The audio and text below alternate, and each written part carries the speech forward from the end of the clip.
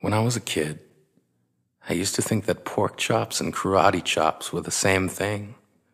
I thought they were both pork chops. And because my grandmother thought it was cute, and because they were my favorite, she let me keep doing it. Not really a big deal. One day, before I realized fat kids are not designed to climb trees, I fell out of a tree and bruised the right side of my body. I didn't want to tell my grandmother about it because I was scared I'd get in trouble for playing somewhere I shouldn't have been. A few days later, the gym teacher noticed the bruise and I got sent to the principal's office. From there, I was sent to another small room with a really nice lady who asked me all kinds of questions about my life at home.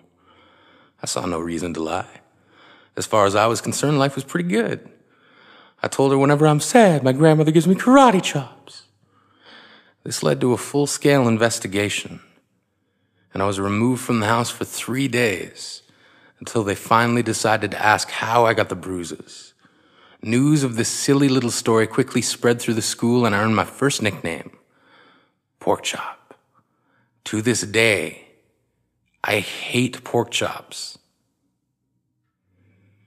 I'm not the only kid who grew up this way. Surrounded by people who used to say that rhyme about sticks and stones. As if broken bones hurt more than the names we got called, and we got called them all. So we grew up believing no one would ever fall in love with us, that we'd be lonely forever, that we'd never meet someone to make us feel like the sun was something they built for us in their tool shed. So broken heartstrings bled the blues as we tried to empty ourselves so we would feel nothing. Don't tell me that hurts less than a broken bone. That an ingrown life is something surgeons can cut away, that there's no way for it to metastasize, it does. She was 8 years old. Our first day of grade 3 when she got called ugly.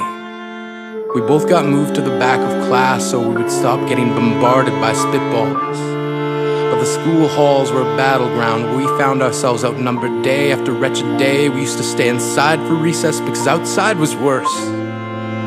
Outside we'd have to rehearse running away or learn to stay still like statues, giving no clues that we were there in grade 5. They taped a sign to the front of her desk that read, "Beware of dog." To this day, despite a loving husband, she doesn't think she's beautiful because of a birthmark that takes up a little less than half her face. Kids used to say she looks like a wrong answer that someone tried to erase but couldn't quite get the job done. And they'll never understand that she's raising 2 kids whose definition of beauty begins with the word mom. Because they see her heart before they see her skin. Because she's only ever always been amazing. He was a broken branch grafted onto a different family tree. Adopted. Not because his parents opted for a different destiny. He was 3 when it became a mixed drink of 1 part left alone and 2 parts tragedy. Started therapy in 8th grade. Had a personality made up of tests and pills. Lived like the uphills were mountains and the downhills were cliffs. 4/5 suicidal, a tidal wave of antidepressants, and an adolescence being called pauper. 1 part because of the pills, 99 parts because of the cruelty. He tried to kill himself in grade 10 when a kid who could still go home to mom and dad had the audacity to tell him, "Get over it." As if depression is something that can be remedied by any of the contents found in a first aid kit. To this day, he is a stick of TNT lit from both ends. Could describe to you in detail the way the sky bends in the moments before it's about to fall. And despite an army of friends who all call him an inspiration, he remains a conversation piece between people who can't understand. Sometimes being drug-free has less to do with addiction and more to do with sanity. We weren't the only kids who grew up this way. To this day, kids are still being called names. The classics were "Hey stupid," "Hey spaz." Seems like every school has an arsenal of names getting updated every year. And if a kid breaks in a school and no one around chooses to hear, do they make a sound? Or they're just background noise from a soundtrack stuck on repeat when people say things like kids can be cruel? Every school was a big top circus tent, And the pecking order went from acrobats to lion tamers, from clowns to carnies. All of these miles ahead of who we were freaks. Lobster claw boys and bearded ladies, oddities juggling depression and loneliness, playing solitaire, spin the bottle, trying to kiss the wounded parts of ourselves and heal. But at night, while the others slept, we kept walking the tightrope. It was practice, and yes, some of us fell.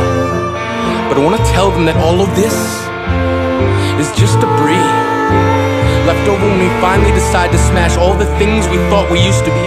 And if you can't see anything beautiful about yourself, get a better mirror. Look a little closer.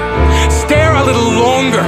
Because there's something inside you that made you keep trying despite everyone who told you to quit. You built a cast around your broken heart and signed it yourself. You signed it. They were wrong. Because maybe you didn't belong to a group or a clique. Maybe they decided to pick you last for basketball or everything. Maybe you used to bring bruises and broken teeth to show and tell but never told. Because how can you hold your ground if everyone around you wants to bury you beneath it? You have to believe that they were wrong. They have to be wrong. Why else would we still be here? We grew up learning to cheer on the underdog because we see ourselves in them. We stem from a root planted in the belief that we are not what we were called. We are not abandoned cars stalled out and sitting empty on some highway. And if in some way we are, don't worry. We only got out to walk and get gas. We are graduating members from the class of We Made It. Not the faded echoes of voices crying out names will never hurt me. Of course, they did. But our lives will only ever always continue to be a balancing act that has less to do with pain and more to do with beauty.